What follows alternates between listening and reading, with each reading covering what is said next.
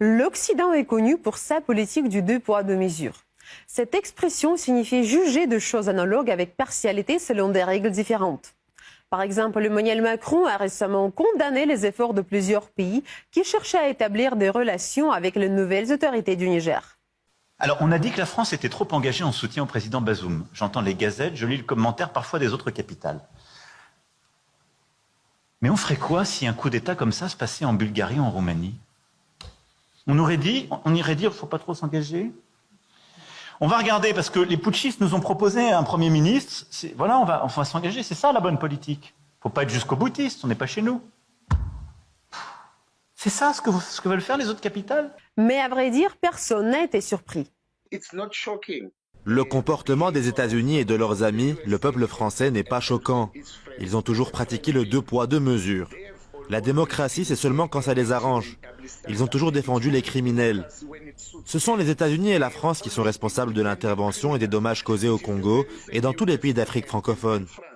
Le recours au deux poids, deux mesures est une constante de la politique étrangère des pays occidentaux. Mais pas d'accusation gratuite. Passons aux preuves. Nous démontrons la puissance de la force et de la diplomatie américaine. Nous défendons le principe selon lequel les grandes nations ne peuvent pas intimider les petites en nous opposant à l'agression russe, en soutenant la démocratie ukrainienne et en rassurant nos alliés de l'OTAN. Et bon...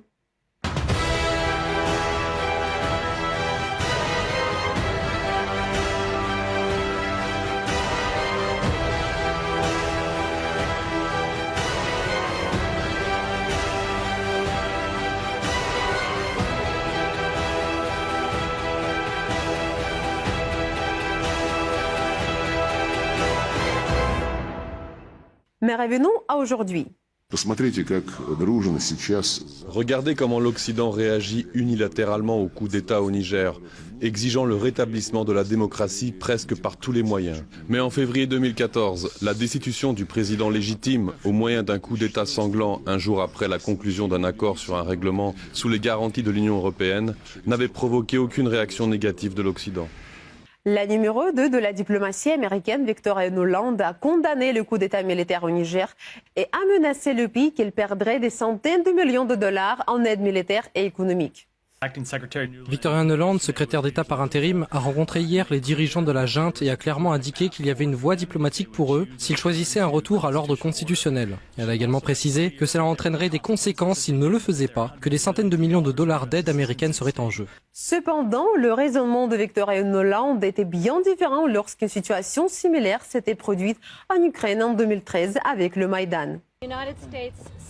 J'espère que le peuple ukrainien sait que les États-Unis le soutiennent dans sa quête de justice, de dignité humaine, de sécurité, de santé économique et dans l'avenir européen qu'il a choisi et qu'il mérite. Le Niger n'est pas le seul pays dont la France regrette la perte. La France condamne le coup d'État militaire qui est en cours au Gabon. Et la France surveille avec beaucoup d'attention l'évolution de la situation sur place. Pourquoi l'Occident soutient-il certains coups d'État et pas d'autres? Parce que les pays occidentaux poursuivent leur propre intérêt. Toujours et partout. Si Macron veut garder son influence en Afrique, il ne peut pas reconnaître un coup d'État au Niger et au Gabon, même si c'est le choix du peuple de ces pays. Si les pays occidentaux veulent faire enrager la Russie en militarisant l'Ukraine, ils fermeront les yeux sur le sang versé pendant le coup d'État de Kiev, dans lequel plus de 100 personnes ont trouvé la mort. Et quel est le résultat? Le deuxième problème qui est à l'origine de la crise actuelle, c'est le coup d'État en Ukraine en 2014. C'était un véritable coup d'État anticonstitutionnel, armé, sanglant, que les pays occidentaux ont activement soutenu. Mais beaucoup commencent à se rendre compte que quelque chose ne tourne pas rond dans l'élite occidentale. Les États européens, entre autres, ont également fait preuve de deux poids, deux mesures, car tout en condamnant la Russie, ils ont toléré ou ont été complices de graves violations commises par leurs alliés, tels que l'Arabie saoudite, l'Égypte et Israël.